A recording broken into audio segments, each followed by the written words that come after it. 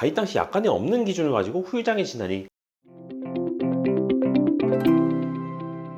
구독자 여러분 반갑습니다. 보험보상 전문가 손해상사 이재호입니다. 오늘 시간에는 약관에는 없는 후유장애 청구하기 그 실제 사례를 알아보도록 하겠습니다. 개인보험 후유장애 보험금을 청구하려면 후유장애 진단을 해야겠죠. 그러면은 두 가지를 확인을 해야 됩니다. 첫 번째는 내가 얼마나 받을 수 있을까? 그러면 가입 금액을 확인하셔야 되고, 지금 내가 받은 진단명이 후유장애에 해당될까를 확인하려면 이 약관 기준을 검토해야 됩니다. 근데 이 약관 기준이라는 거는 가입 시기에 따라서 항상 그 기준이 조금씩 바뀝니다. 그러다 보면 내가 가입했을 때 당시와 다쳤을 때 후유장애 진단 기준이 다른 경우가 생깁니다. 그렇다면 가입 당시 없었던 기준으로 장애 진단이 될까? 그 실제 사례를 오늘 들고 와봤습니다. 할머니가 냉장고에서 김치통을 꺼냈어요. 이제 식사를 하셔야 되니까 딱 들다가 허리를 다치셨습니다. 그래서 119 불러서 후송돼서 병원에서 확인해 봤더니 요추 압박 골절이었음을 확인했습니다. 그래서 저희에게 이걸로 후유장애 보험금을 받을 수 있는지를 의뢰해 주셨고, 저는 서류를 검토하다가 문제점 하나를 발견했습니다. 환자분의 영상을 보면 척추체가 많이 손상되긴 했는데 가만히 이제 눌려있는 형태였어요. 그러다 보니까 문제점이 뭐였냐면은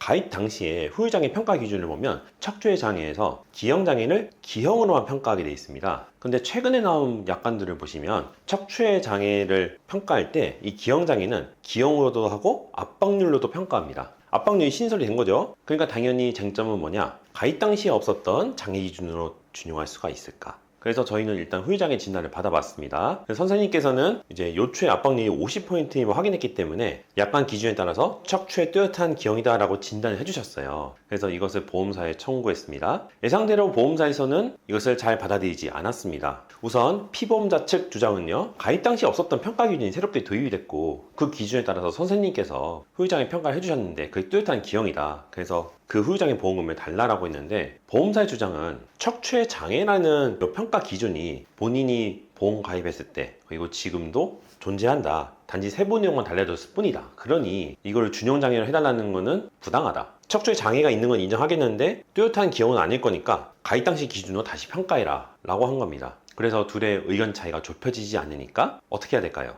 약관을 다시 봐야겠죠. 그래서 약관을 검토했더니 준용장애에 대한 기준이 있습니다. 그래서 그 준용 기준을 근거로 보험사에다가 주장을 했고요. 그래서 준용 장애에 대해서 저희가 수차례 의견 개진을 하고 보험사에서도 이제 보정도 하고 회신도 하고 해서 결국은 결론만 말씀드리면 준용 장애를 일부 인정해서 사건을 원만히 종결했습니다. 피보험자분께서도 그 정도면은 받아들일 만하다라고 해주셔서 커다란 분쟁으로 이어지지는 않았습니다. 제가 말씀드리고 싶은 거는 이 내용입니다. 사실 웬만하면은 가입 당시 기준을 가지고 후유장애 진단을 받고 그에 따른 보상을 받는 건 맞아요. 근데 드물긴 하지만 이번 사례처럼 가입 당시 약관이 없는 기준을 가지고 후유장애 진단이 가능한 경우가 있습니다. 그렇기 때문에 혹시 이런 거에 대해서 의문을 가지신 분이 있다면, 혹은 주변에 사례를 봤을 때 저거는 다시 한번 검토해 볼 만한데 라는 생각이 드시면 저희 보험사상을 찾으셔서 무료 상담을 받아보십시오. 그렇게 해서 정당한 보상을 받으시길 바라겠습니다.